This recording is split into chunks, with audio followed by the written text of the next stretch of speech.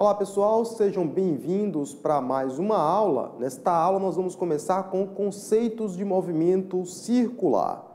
E aí, para estudar o movimento circular e entender os principais problemas e aplicações, nós vamos definir alguns exemplos práticos. Nós dizemos que um corpo está em movimento circular sempre que ele está se deslocando numa trajetória sobre um arco de circunferência ou sobre uma circunferência. Às vezes, o movimento circular não vai completar e a gente vai dizer está em movimento circular. Exemplo, pneu de bicicletas. Por sinal, a bicicleta é o melhor objeto, vamos dizer assim, para a gente estudar o movimento circular e eu vou mostrar isso aqui para vocês.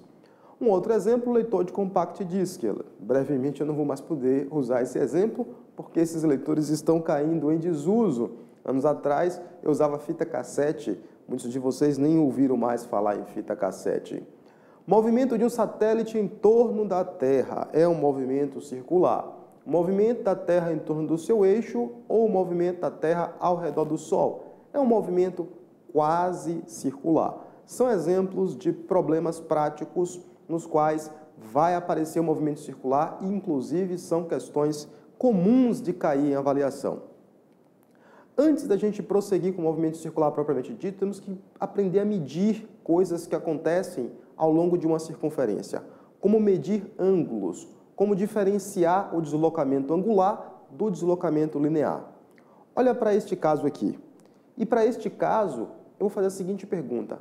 Eu vou fazer os dois pontos executarem uma volta ao redor da circunferência e a pergunta é, qual dos dois pontos sofre maior deslocamento? Vamos lá? Vamos lá. E aí? O que é que você me diz? Qual dos dois pontos sofre maior deslocamento?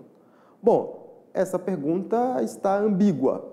Está ambígua e algumas pessoas podem responder de um jeito ou do outro e reclamar, reivindicar que estão corretos. Vamos melhorar isso aqui. Eu diria que os dois sofrem mesmo deslocamento angular. Os dois completam uma volta. Então, em termos de ângulos, eles percorrem a mesma coisa. Porém, em termos lineares, aquele que tem maior raio sofre um maior deslocamento linear.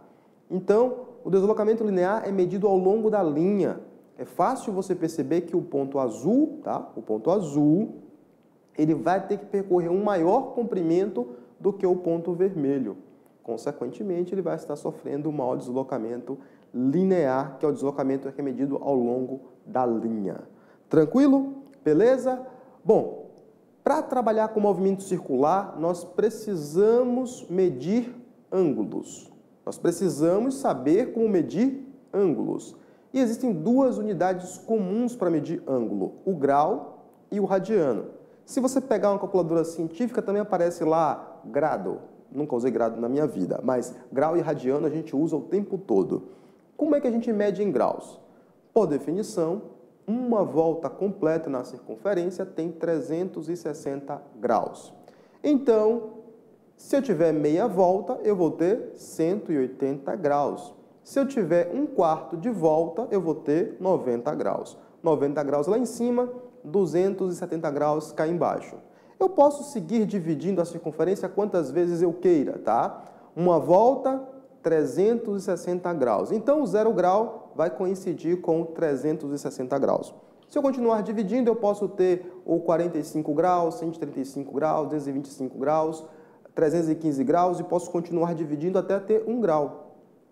1 grau quer dizer que eu peguei a circunferência, dividi em 360 partes, cada parte é 1 grau, beleza? Então, isso é uma definição. Eu defini como estou medindo, é assim que a gente vai medir ângulos medido em graus, Toda definição de unidade de medida, alguém faz, a gente aceita e usa, beleza? Vamos agora para medir em radianos. A medida em radianos não é tão simples assim, mas eu espero que depois deste exemplo você não esqueça mais. Nós dizemos que 1 radiano corresponde ao ângulo cujo arco tem comprimento igual ao raio. Complicou? Vou simplificar para você. Temos aqui o raio, beleza? Isso eu sempre faço na sala de aula. Eu desenho uma circunferência que não fica tão perfeita quanto essa. Simplesmente pego um fone de ouvido, que o pessoal geralmente está usando para ouvir som durante a minha aula, e estico para medir o comprimento do raio. Uma vez que eu tenho o comprimento do raio, eu vou então marcando ao longo da circunferência. Então eu posso ir marcando para ter 1 radiano. 1 radiano é o ângulo tal que o arco da circunferência tem comprimento igual ao raio. Isso quer dizer que este arco que está aparecendo aqui, ó, se você pegar ele e esticar, ele tem comprimento igual ao raio. Se isso acontecer, nós temos 1 radiano. E eu vou seguindo, então, pegando o fone de ouvido e esticando, esticando, esticando. Logo na sequência vai ter 2 radianos, 3 radianos, 4 radianos, 5 radianos, 6 radianos e vai sobrar um pedacinho. Se você fizer o que eu acabei de dizer, desenhar uma circunferência, medir o raio e sair marcando ao longo da circunferência, você vai encontrar 6 partes e mais um quebrado. Quanto é esse quebrado? Nós veremos agora aqui quanto é esse quebrado. Em termos gerais, para você medir o ângulo em radianos, basta você pegar o comprimento do arco e dividir pelo raio. É óbvio, se S for igual a R, né, se o comprimento do arco for igual ao tamanho do raio, você vai ter 1 radianos. Se o comprimento do arco for 2 vezes o raio, você vai ter 2 radianos e assim sucessivamente. Mas aí vai gerar a pergunta, professor, você me disse que uma volta tem 360 graus. E uma volta tem quantos radianos? Vem comigo, é fácil perceber. Para uma volta, nós sabemos que o comprimento da circunferência é 2π vezes o raio, não é? E nós definimos aqui que para medir o ângulo em radianos, basta dividir o comprimento do arco pelo raio. Só que como uma volta, o comprimento é 2πr, eu substituo 2πr, que é o comprimento da circunferência, dividido pelo raio. Uma vez que eu faço isso, o raio aparece em cima, o raio aparece embaixo, eu posso então dividir. Dividindo, então, nós concluímos que uma volta completa corresponde a 2π radianos. 2π radianos. Quanto vale π? Π vale aproximadamente 3,14. E se eu multiplico 2 vezes 3,14, vai dar 6,28. Isto quer dizer que uma volta tem 360 graus ou uma volta tem 6,28 radianos, tá? Então, 2π radianos quer dizer 6,28 radianos. É por isso que quando você faz essa experiência, você vai encontrar 6 rad e vai encontrar mais um pedacinho. Esse pedacinho que está faltando é justamente o 0,28 radianos. Mas alguns alunos se perguntam, professor, de onde vem o π? Alguns não sabem, outros sabem, eu vou supor que você não sabe, e se não sabe, sempre é momento de aprender.